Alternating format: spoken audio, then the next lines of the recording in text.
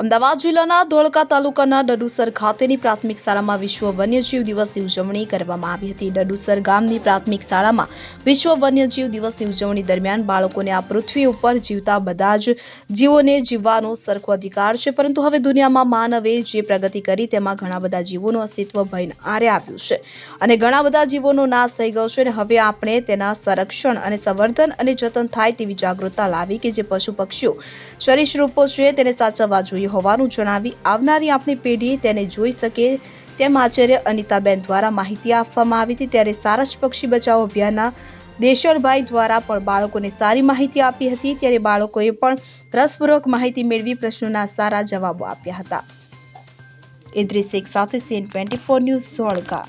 હવે જુઓ દેશ દુનિયાની તમામ ખબરો તમારી આંગળીના ટેરવે। ઉઠાવો મોબાઈલ અને ગૂગલ પ્લે સ્ટોર પરથી ડાઉનલોડ કરો અમારી CN24 ન્યૂઝ મોબાઈલ એપ।